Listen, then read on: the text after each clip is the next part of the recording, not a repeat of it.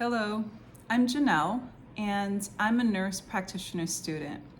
I wanted to share some important things that I've learned along the way as a nurse practitioner student. I think it's really important that we talk about it because it's not something that's discussed often. So I just finished my women's health clinical rotation, thank God.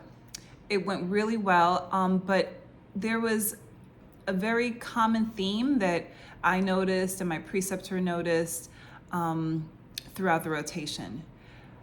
I mean, women out here are struggling. There's a lot of women struggling emotionally, and they don't always feel like they have someone to talk to. Yeah, they have their OBGYN, which that's the clinical site that I trained at a few weeks ago. So they discuss things with their OBGYN. But I mean, outside of that, I kind of feel like there's a lot of women that are struggling in silence because as we age, our bodies change. And the main thing I'm talking about today is the changes that are occurring to the body of us as women during menopause. Now, menopause is one of those topics that's not discussed often, I feel. And I wanted to bring it to everyone's attention today that if you're struggling with symptoms of hot flashes, mood swings, and just irritability, listen, you're not alone. And I know it for a fact that you're not alone because in just the weeks of clinical rotation that I had, I've seen women coming in and out of the women's health clinic. And like I said, they're having a difficult time. But there is hope and there is help. So if you have not seen anyone, if you haven't spoken to your OBGYN, if you haven't spoken to a therapist or your doctor, a primary care provider, please do so. Don't struggle in silence. There is hope, there is help. So one of the main themes, something that was very common that we saw was women that are struggling with mood swings, the irritability, hot flashes, which are typical common signs of menopause that we do normally see. So as we age, the estrogen level in our body continues to decrease. And with this decrease comes a plethora of symptoms. And some of those symptoms are exactly what I've mentioned before. Now, like I said, there is hope. There's treatment options out there available for you. There's replacement therapy. There's certain creams and topical gels that you can use. So just have that discussion with your provider.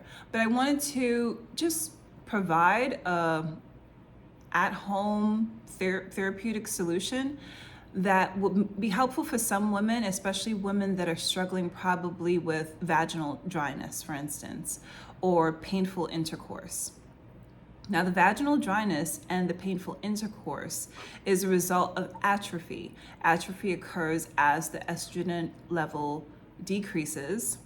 The muscles in the vaginal area start to diminish, and that's going to cause painful intercourse, and it's going to continue on with the dryness. So a very home remedy that I learned from my preceptor was something as simple as coconut oil. Yes, coconut oil. Now, coconut oil can be consumed if you want to, but in this particular situation for vaginal dryness or for the hormonal issues, the recommendation was to just apply a small amount topically to the affected area, to the vagina. It will help to retain moisture and help with that dryness that is constantly there. So that's one recommendation that I would give to someone. And coconut oil is a natural hormone balancer. It does help to balance our hormones. So even consuming it is, I think, a really good option. Try your best to stay away from the seed oils if you can, but coconut oil, I think, is such a good option. So that is one. And also, another thing that I think is also important, I think some women may think that, oh, well, let me get my hormone levels checked to see where I'm at. But the thing about that is the hormone levels, especially during menopause, they fluctuate so often that you're not really probably going to get an accurate number, an accurate result, especially if you are on some kind of hormone replacement or contraceptive.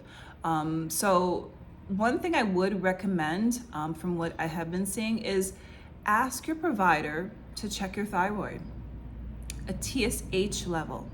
So ask about checking a TSH level, because there are certain circumstances where the fluctuations in your mood, the irritability can be a result of a thyroid imbalance. So for instance, with hypothyroidism, you're going to notice that you may have an increase in weight gain. You may have cold intolerance, or you just may have a lot of irritability.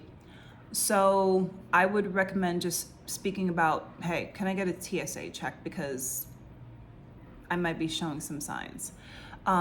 As far as hyperthyroidism goes, some of those signs could be palpitations and excessive sweating. And also along with that, you may also have the mood changes. So don't just assume that your irritability or mood changes could be the result of, oh, well, I'm getting older and it must be menopause.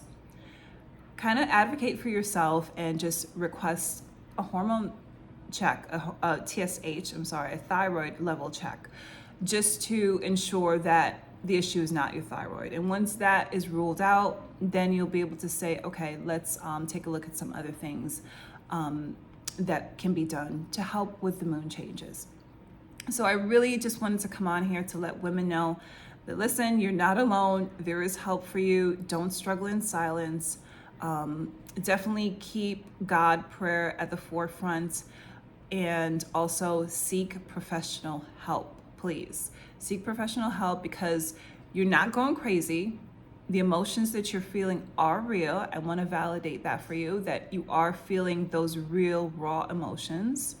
And you don't have to cry in silence. You don't have to cry alone or feel as if this is hopeless, or there's nothing anyone could do for me or help me. No, speak up and say exactly what your symptoms are, even if you have to write them down so you can remember, so you can take it to your healthcare professional. Say, hey, this is what I've been experiencing. This is when it started.